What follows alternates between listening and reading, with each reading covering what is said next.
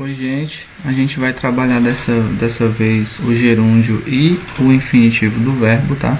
Porque a gente está fazendo uma revisão para a avaliação que vem e como eu introduzi um assunto semana passada, eu não vou usar ele nessa avaliação. A avaliação vai ser semana que vem, tá? Daí a gente vai falar o que? Do gerúndio. O gerúndio é a caracterização simplesmente do ing no final do verbo. É como se fosse o NDO no português.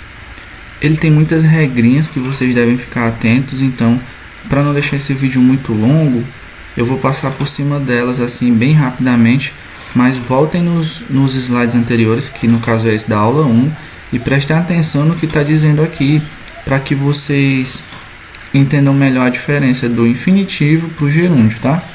O infinitivo do verbo no inglês, ele geralmente é feito com o to, ou seja, você coloca o tozinho antes do verbo, porque aí transforma o verbo na ação. Porque se fosse, por exemplo, aqui só work está falando de trabalho, mas se tiver to work, aí está falando da ação trabalhar, entendeu? É bom ficar atento porque o infinitivo ele tem muitas regrinhas, então não tem como a gente passar tudo assim sem fazer uma aula curta. E como eu não quero fazer uma aula grande, eu indico que vocês voltem para o slide, tá? E prestem atenção nessas regrinhas. Qual uma diferença básica assim do gerúndio para o infinitivo? É que o gerúndio, né, ele está falando de algo que está acontecendo. O infinitivo pode significar algo que vai acontecer ou algo que já aconteceu. Aqui no exercício é só para você escolher a forma correta, né? Por exemplo, aqui, ó. Ouçam, alguém está tocando piano nesse momento, agora. Someone geralmente fala de alguém. Se você não sabe quem é a pessoa, pode ser ele, ela, mas você não sabe o gênero. Então você vai ter que usar o is. A única que tem is é essa opção aqui. Então essa é a correta. Quando você usa o pronome he, você está falando da terceira pessoa do singular. Então necessariamente você precisa do is. Se não tiver is, você tem que colocar o verbo de acordo com o pronome. E geralmente, se você vai usar read para o verbo he, você tem que acrescentar o szinho, porque isso faz parte do simple present. Então, a única correta aqui é essa. Aí aqui na terceira, ó. Listen to John, ou seja, escute o John. Ele, se é ele, a gente coloca ou o verbo com o szinho no final, porque está falando da terceira pessoa do singular, ou a gente vai colocar o verbo to be is, ou seja, então pode ser esse ou esse aqui. Qual é a diferença? Esse aqui é para o simple present e esse aqui é para o gerúndio. Como a gente está falando de gerúndio, essa aqui se torna correta, ok? Outra dica para aprender a usar o infinitivo corretamente é conhecer os verbos modais. Aqui vocês precisam vir olhar o slide e precisam saber quais são esses verbos modais, que são esses aqui.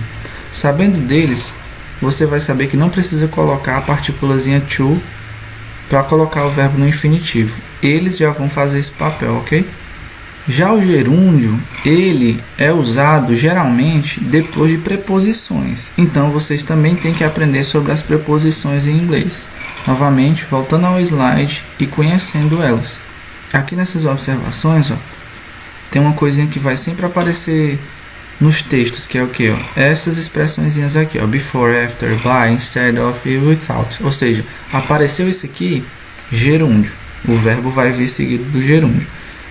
E como diz aqui na observação 2, ó, é sempre bom usar um bom dicionário. Ou seja, se você não quer usar o dicionário, você pode usar os dicionários online e vir dar uma checada aqui nesses slides, ok? Aqui no exercício você só precisa colocar em prática o que está no slide. O que está no slide é essencial para você responder isso aqui e é a única coisa que você precisa para responder. Por exemplo, aqui, ó, aqui tem um verbo modal, né? Se aqui tem um verbo modal, eu já sei que eu não preciso do to. Então eu simplesmente colocarei aqui o que? O live, que é o verbo. Without, por exemplo, aqui, ó, aqui diz que without sempre vem seguido de gerúndio. Então esse verbo aqui, ó, breathe, vai vir seguido de quê? Do ing. Aqui na 2, ó, não tem nada relacionado a preposições e verbos modais. Então o to stop pode ser colocado da forma que está escrito aqui, simplesmente to stop. Agora, em relação ao to smoke, tem uma duvidazinha que sempre surge, que é a que ele está fumando, né? Se ele está fumando, então significa que está acontecendo. Se está acontecendo, a gente fala, no português a gente fala, eu quero parar de fumar. Mas e a gente também fala, eu vou fumar. Agora, no inglês não. No inglês eles têm essa partezinha, porque to smoke é fumar e smoking também é fumar. No entanto, se é uma coisa que ele costuma fazer, então é gerúndio. Agora, se é uma coisa que ele pretende fazer, no caso parar, que é futuro, aí é infinitivo. Ou seja, infinitivo vai pegar passado, futuro, e o gerúndio vai pegar o presente. De novo, se for uma coisa que é do futuro ou do passado, infinitivo. Se for uma coisa que está acontecendo, aí você usa o gerúndio, ok? Bom, a gente sabe que semana que vem a gente vai ter uma avaliação, né? Só que a avaliação ela tem que ser online. Então o que a gente fez? Eu vou passar essa atividade no estilo da nossa futura avaliação, para que vocês peguem o jeito de como resolver ela, entendeu? Então vai ser mais ou menos assim. Aqui você vai colocar o seu e-mail, por exemplo, esse e-mail aqui, né, que apareceu aqui. Aí você vai começar a responder. Vão ter perguntas em que você vai ter que escrever a resposta, que vai ser a forma certa do verbo nesse espacinho aqui. Vai ter perguntas em que você vai ter que simplesmente marcar. E vai ter perguntas como essa última aqui, que você vai ter que colocar o quê? Você vai ter que colocar, por exemplo, um verbozinho aqui, mas não vai dar para colocar aqui. Então você escreve ele aqui, por exemplo, live. Aí você dá a vírgulazinha. Qual vai ser o verbo que vai vir aqui? É work. Aí você coloca a vírgulazinha e assim vai. Eu vou mandar o link dessa atividade para vocês no grupo. E aí depois vocês clicam em próximo, que vai vir para a segunda parte, que é sobre a identificação de vocês. Aqui vocês marcam se são do terceiro A ou do B, coloca o nome e clica em enviar, que a resposta vai vir para mim e eu vou saber quem fez. Simples assim. E é isso, gente. Tchau e até a próxima.